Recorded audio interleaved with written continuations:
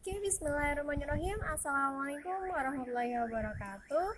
Di sini saya Husnul Hatimah dari Pendidikan Ekonomi semester 2 NPM 190011 akan membagikan video kepada teman-teman mengenai salah satu tugas kami yakni dari mata kuliah Ilmu Sosial Budaya Dasar. Nah, di sini kami tugasnya adalah tentang observasi atau pengamatan dari problematika yang sekarang sedang marak-maraknya dibicarakan di media massa bahkan di telinga para tetangga. Oke, jadi perbincangannya adalah seperti ini. Sekarang ini sedang marak mengenai COVID-19 atau Corona 19. Nah, jadi itu ya, seperti ini. Pembahasan yang kamu bahas ini adalah mengenai data tanggal 23 Maret 2020 Indonesia tepatnya sebagai salah satu anggota negara di Asia Tenggara telah mengalami atau mendapatkan korban sebanyak 43 orang dari virus corona ini. Nah, hal ini menyebabkan Indonesia menjadi negara yang memiliki kematian terbesar di Asia Tenggara akibat dari virus corona. Nah, yang pertama akan kita analisis adalah dari bidang sosial budayanya. Mengapa sih dari bidang sosial budaya? Karena tentunya setiap negara memiliki kebudayaan masing-masing. Nah, kenapa sih Indonesia ini kok bisa gitu loh?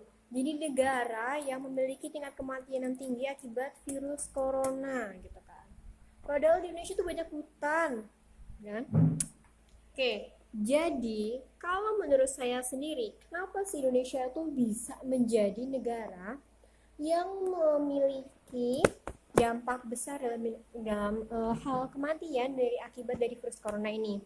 Yang pertama ya ini problem di masyarakatnya sendiri. Kenapa saya bilang problem di masyarakatnya sendiri? Masyarakat Indonesia itu terkadang cenderung lebih menyukai media yang membahas mengenai tentang hiburan daripada media yang membahas tentang edukasi. Sehingganya kurangnya pengetahuan atau pemahaman dari masyarakat Indonesia tersendiri. Sehingga walaupun sudah banyak kabar, mereka tuh kekurangan atau ketinggalan informasi, mengakibatkan mereka masih biasa-biasa saja. Namun ketika pergolakan semakin besar, baru semuanya heboh membicarakan mengenai COVID-19 ini. Kemudian selain itu, Indonesia ini terbagi dengan wilayah geografis yang alhamdulillah luas ya. Namun masih banyak juga daerah-daerah yang belum termasuki atau mendapatkan informasi secara mendetal dan secara rinci harus bagaimana sih menghadapi virus corona ini. Nah, hal ini juga yang mengakibatkan mengapa banyak terjadi atau meningkatnya tingkat kematian di Indonesia akibat dari virus corona. Nah, jadi dari masalah sosial budaya ini dari masyarakatnya, kemudian dari informasi yang mereka dapatkan, jadi mereka yang suka medianya lebih suka media hiburan daripada media edukasi, dan kurangnya edukasi ke beberapa daerah terpencil. Nah, jadi untuk sekarang teman-teman dimanapun berada yang sudah tahu mengenai kabar ini, ayo bareng-bareng kita edukasi orang-orang yang ada di sekitar kita, apalagi yang ada di daerah pedalaman. Oke, nah membicarakan tentang orang yang ada di daerah pedalaman nih, kadang masih banyak banget yang terkait dengan bahasa-bahasa mitisme ya. Jadi tuh mereka masih percaya dengan tahayul. Ya, walaupun dulu emang Indonesia memiliki kepercayaan terhadap leluhurnya dan mistis-mistis gitu loh. Nah, namun secara modernnya sekarang kita kan sekarang manusia modern nih, maksudnya masuk dalam era globalisasi. Jadi kita pun harus up to date terhadap berita-berita terbaru, itu juga untuk kebaikan diri kita sendiri. Selain dari hal-hal tersebut, tingkat pendapatan di Indonesia itu termasuknya masih rendah, masih banyaknya pengangguran yang belum memasuki wilayah kerja. ataupun mereka yang sudah memasuki wilayah kerja namun mereka masih pekerja musiman atau pengangguran terselubung, sehingganya untuk pemenuhan kebutuhan mereka masih kurang. Jadi ketika ada namanya isolasi di rumah atau keep stay home, mereka masih sulit. Kenapa? Karena tidak semua orang ketika dia bisa mendapatkan pendapatan, jadi mereka harusnya berinteraksi atau bekerja di luar. Nah, hal inilah yang bisa meningkatkan uh, banyaknya orang-orang yang positif terkena untuk corona. Allah bisawab ya, semoga kita tetap terjaga, dijaga oleh Allah Subhanahu wa taala dalam kondisi sehat, bisa melewati ini semua dan sampai dalam bulan Ramadan.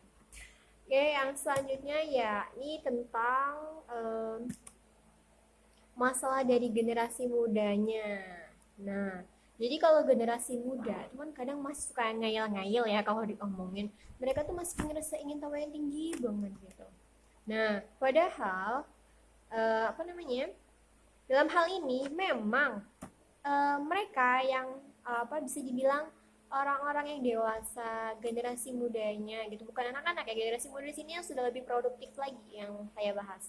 Jadi mereka tuh memiliki daya tahan tubuh yang pastinya lebih kuat daripada anak-anak ataupun lansia-lansia. Nah, mungkin loh, ketika mereka berada di luar, mereka sehat-sehat saja, tapi nggak pernah tahu kalau ternyata mereka membawa virus tersebut ke rumah. Nah, ketika sampai di rumah, mereka bertemu dengan adiknya yang masih kecil atau yang masih bayi, bertemu dengan neneknya, ayah, ibu, kakek, dan ternyata yang memiliki imun tubuh yang apa namanya ibaratnya lebih rendah atau sudah menurun dari yang muda-muda. Nah, mereka ini malah yang menjadi sasaran empuk virus corona ini. Jadi kita nggak pernah tahu ketika kita keluar apakah ada virus di sekitar kita atau tidak. Makanya sebelum kita masuk rumah, kita pun harus sterilisasi tubuh kita dulu. Nah, jadi kalau buat pengembangan sosial dan budayanya itu ya. Apalagi kan kalau Indonesia ini kan ada namanya budaya cium tangan ya kalau orang Jawa ya. Nah, ya kebetulan saya juga orang Jawa. Oke, nah ini suatu kebiasaan ya. Namanya kebiasaan itu kan sangat sulit sekali untuk dihindari. Untuk apa namanya? Ya benar sekali untuk dapat dihindari gitu. Kadang kita nggak enak gitu buat salaman, tapi ada nenek-nenek ngajakin salaman. Oh ya Allah, ya maaf ya kalau misalnya salaman kan kayaknya nggak enak gitu. Apalagi kan kita generasi muda kok kayak nggak sopan bang. Nah, satu kebudayaan yang bisa mengakibatkan semakin bertambahnya jumlah yang positif corona. Nah, selain kebudayaan ini masih banyak banget kebudayaan-kebudayaan lain atau adat yang lain seperti, nah, lagi kita tahu sendiri kan flu corona ini pertama dari flu dari hewan. Nah, banyak kan beberapa suku Indonesia itu yang ketika acara adat istiadatnya masih suka memakan hewan-hewan liar. Nah, mohon maaf ini ya, untuk sekarang ini mungkin dikurangi terlebih dahulu, bahkan dihindari untuk tidak memakan yang daging seperti itulah ya. Apa ketika kita mengolah makanan pun kita harus memasaknya sampai matang, jangan setengah matang. Tuh. Jadi ya sekarang makanlah yang udah positif, yang baik-baik aja, ayam gitu nggak apa-apa lah ya. Oke, atau ikan malah lebih sehat tuh proteinnya ya kan. Selain dari faktor budaya beberapa tersebut, kita juga kan biasanya kalau ada acara di rumah, acara kumpul, misalnya kayak acara yasinan, pengajian di acara hari-hari besar Islam. Nah, sekarang ini semuanya sudah dibatasi, bahkan untuk sementara diberhentikan terlebih dahulu. Hal ini bermanfaat atau dampaknya untuk diri kita sendiri, bukan untuk hal yang lain. Jadi, ketika ada edukasi terhadap hal-hal tersebut, mohon sangat untuk diterima untuk kebaikan kita bersama. Nah, problem yang kedua akan kita bahas itu apa sih edukasi yang tepat bagi masyarakat Indonesia terkait dengan kasus ini. Nah, sekarang ini banyak banget edukasi-edukasi yang telah diberikan baik melalui sosial media, entah itu via dari misalnya WhatsApp, Instagram, Facebook, Line, dan lain-lain, kabar di koran, bahkan di televisi, bahkan ya sekarang tuh sampai ke rukun tetangga kita aja itu sudah diberikan edukasi untuk memberitahukan kepada masyarakatnya bahwa tidak boleh lagi untuk sementara ini ada kumpul apapun itu. Nah, jadi kayak pengajian ya, sekarang udah di non-stopkan terlebih dahulu gitu. Dikarenakan untuk menghindari bertambahnya penyebaran virus corona ini. Nah, untuk edukasi itu sendiri, kalau misalnya itu kita punya beberapa teknik ya. Misalnya nih, ketika untuk anak-anak. Nah, kalau untuk anak-anak ini mungkin akan lebih mudah mengatakannya ya. Itu anak-anak di usia seperti SD atau TK. Mereka tuh lebih menurut saya lebih mudah untuk diedukasi daripada usia yang lain-lainnya. Oke, jadi untuk kalau anak-anak kita berikan acara dulu. Nah, kalau sebelum makan harus cuci tangan dulu ya. Habis main dari luar, cuci tangan dulu, mandi, baru nanti main di rumah, main di kamar atau yang lainnya. Itu lebih mudah edukasinya. Nah, jadi untuk para keluarga-keluarga di rumah, jangan lupa sediakan sabun banyak-banyak kalau misalnya nggak kebagian hand sanitizer. Karena sekarang ini semenjak maraknya virus corona, banyak sekali hand sanitizer yang itu tuh diborong habis di apotek maupun di mana-mana. Jadi bisa nih ibu-ibu atau yang lainnya bisa mengalihkannya ke sabun tangan. Ini sabunnya terserah mau sabun apa, sabun mandi, bahkan sabun cuci piring pun bisa. Karena virus ini akan mati karena terkena sabun. Jadi alhamdulillah ya, bener kan? Bahwa setiap musibah itu pasti ada solusinya dan cara mengatasinya. Jadi keep smile can keep spirit. Oke. Untuk selanjutnya ketika di sekolah-sekolah, alhamdulillah sekarang tuh mereka diliburin semua ya. Sebenarnya bisa bilang bukan libur sih, learning at home, jadi belajar di rumah. Lebih dibahas ke bahasa yang lebih baik biar mereka nggak malas-malasan ketika di rumah. Jadi mereka ketika di rumah mereka tetap diberikan tugas-tugas mengenai mata pelajaran yang dilaksanakan di sekolah agar kurikulum pembelajaran dapat tetap berlangsung. Nah, untuk mahasiswa pun biasanya kami juga dibentuk tim-tim relawan nih, siapa yang membantu ke sini, siapa yang membantu ke situ. Nah, tim relawannya ini tidak semuanya terjun langsung ke lapangan. Nah, ini ada tim edukasi kepada masyarakat oleh media massa, atau ada juga yang membantu membersihkan atau memberikan apa sih itu namanya, cairan pembersih substance apa ya, aku juga agak lupa namanya. Pokoknya itu untuk membersihkan kayak melap-lap kayak meja, pintu dan lain-lain yang ada di tempat-tempat umum yang biasa datengin orang, itu dibersihkan, dilapin, dibersihin untuk menghindari tertempelnya virus-virus corona di tempat-tempat tersebut. Nah, ini contohnya kalau di Metro sendiri kita kan ada MDMC gitu kan, dari Muhammadiyah. Nah, tuh. Untuk masyarakat sekitar dimanapun berada, tetap jaga kesehatan diri sendiri, stay home. Nah, sekarang ini stay home ini banyak banget loh manfaatnya buat kalian yang biasanya nggak bisa kumpul keluarga, kumpul semua, bisa jadi kumpul semua. Nah, buat para ayah bisa jadi imam di rumahnya masing-masing dan bisa jadi guru dadakan untuk anak-anaknya. Jadi lebih kepada kekeluargaannya. Sekarang ini kan bisa kita lihat sendiri ya, bahwasanya banyak banget orang-orang yang sibuk di luar sana, pergi pagi pulang malam, yang jarang ketemu dengan keluarganya. Ya ibaratnya sekarang ini kita lagi disuruh untuk berkumpul dengan keluarga, berdoa bersama-sama. Jadi semuanya itu pasti memiliki hikmah baik maupun negatifnya. Jadi ya kita positive thinking aja ya. Oke, untuk poin ketiga kita masuki bagaimana sih kendala yang terjadi dalam kasus ini. Nah, jadi kendala-kendalanya sekarang yang muncul ini nih banyak banget barang-barang kesehatan yang harganya meningkat. Bahkan hand sanitizer harganya meningkat, sulit untuk dicari, masker harganya meningkat, bahkan harganya pun naik. Kemudian ada juga vitamin C yang biasanya itu banyak banget di apotek, itu banyak banget di pool atau dibeli oleh oknum-oknum tertentu yang dijual dengan harga tinggi. Nah, hal ini yang menimbulkan juga permasalahan ekonomi di masyarakat Indonesia.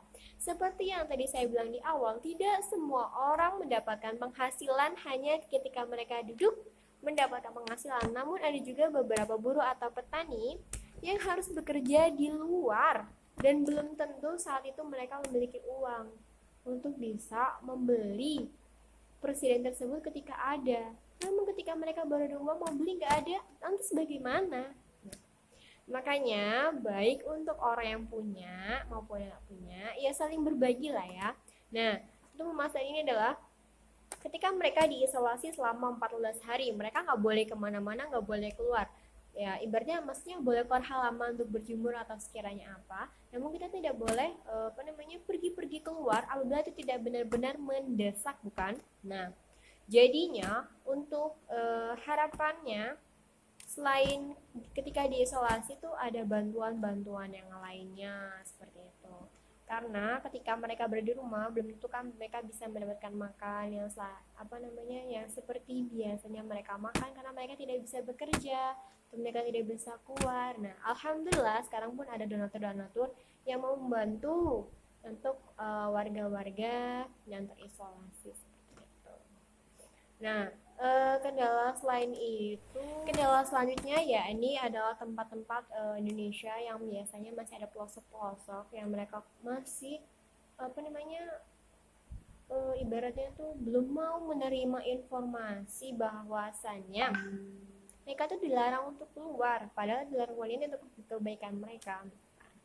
Ada juga yang masih ngeyel untuk keluar rumah, bahkan malah ketika sekarang social distancing ini dilaksanakan, banyak orang-orang di luar sana yang bekerja di luar kembali ke Indonesia atau kembali ke tempat daerah masing-masing. Nah, padahal beberapa daerah yang tempat mereka kerja ini itu sudah termasuk zona merah, guys. Nah, lantas bagaimana dong ketika mereka kembali? Nah, ini juga menjadi salah satu permasalahan yang terjadi dari hal tersebut, karena nggak semua warga yang kembali itu mereka mau lapor atau mau cek kesehatan, padahal sudah ada himbauan-himbauan dan surat edaran yang beredar di media massa, di media cetak dan lainnya untuk mereka yang barusan kembali dari daerah-daerah yang mengalami zona merah atau yang sudah dicap zona merah untuk sekarang ini itu untuk periksa. Nah, ini menjadi salah satu kendala mengapa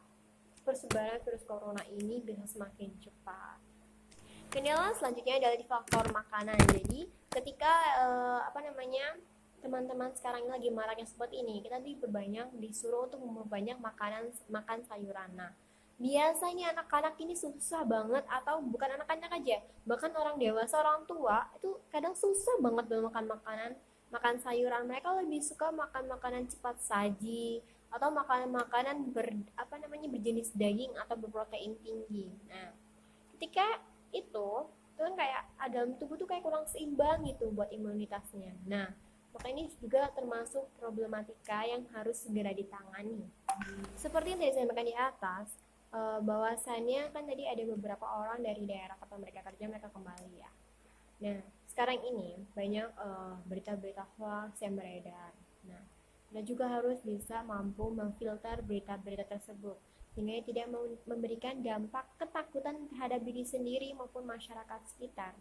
Nah, kita boleh untuk siap siaga, namun jangan membuat kepanikan yang berlebih, itu pun tidak baik. Oke, soal yang terakhir, bagaimana peran kita menghadapi kasus nomor pertama. Nah, yang pertama lagi kan tentang sosial budaya bagaimana di masyarakat ya gitu kan. Nah, jadi peran nyata kita di masyarakat adalah sebagai kita kaum intelek ya, mungkin mahasiswa atau yang ya intinya yang sudah mengetahui tentang bagaimana edukasi ke masyarakat, kita harus mampu menyampaikan kepada masyarakat secara baik-baik sehingga mereka mampu menerimanya dengan baik pula dan insya Allah bisa menerima. Nah, ketika kita melakukan peranan nyata ini, kita juga bisa membantu proses membersihkan beberapa tempat-tempat umum. Ya tadi seperti yang saya bilang, lap-lap kayak buat cairan pembersih gitu. Nah, kita juga bisa mengadakan di masyarakat atau di ibu-ibu kita ke rumah-rumah atau himbauan aja di masjid gitu, bahwasanya ibu-ibu di rumah bisa membuat cairan ini untuk membersihkan rumah-rumahnya masing-masing untuk menghindari virus corona. Itu juga termasuk salah satu peran nyata. Nah, lagi sekarang kan ibu-ibu pasti kan peduli banget ya dengan keluarganya ya, bukan ibu aja, bapak, semuanya pasti peduli dengan keluarganya. Jadi kalau mereka udah tahu dan edukasi dengan memberi pengetahuan sih mereka bisa menerima hal-hal ini. Nah, untuk masalah isolasi ini kita pun harus bisa memberikan di ini misalnya ini ya, contohnya kayak memberikan media edukasi hiburan tersendiri ketika mereka di rumah sehingga tidak menimbulkan kebosanan untuk mereka. Jadi nanti bukan problematikanya bukan kematian karena covid lagi, kematian karena kebosanan bisa-bisa. Jangan sampai ya, innalillah. Oke, nah jadi untuk para keluarga di rumah harus pintar-pintar membuat edukasi. Buat edukasinya banyak banget tutorial di YouTube atau di lain-lainnya. Dan kami pun selaku mahasiswa maupun dari orang-orang awam yang lainnya itu biasanya juga sering membuat video-video edukasi untuk keluarga di rumah selama masa isolasi sekarang ini. Jadi, keep stay home untuk keselamatan diri sendiri, keluarga, dan masyarakat Indonesia. Keep smile, keep pride, and action together. Oke, itu saja yang bisa sampaikan mengenai tentang pembahasan pandemi COVID-19. Nah, sekarang COVID-19 ini, ya, bilangnya keep ya, biar terhenti. Karena COVID itu menghubung-hubungkan. Jadi, buat kita berhenti jadi kita keep 19 stop. Oke, itu saja yang bisa dapat saya sampaikan. Kurang lebihnya saya mohon maaf. Salah itu berasal dari saya dan kesempurnaan hanya milik Allah Subhanahu wa taala. Billahi fisa bil haq fastabiqul khairat. Wassalamualaikum warahmatullahi wabarakatuh. Salam perdamaian. Stay home, calm and elegant.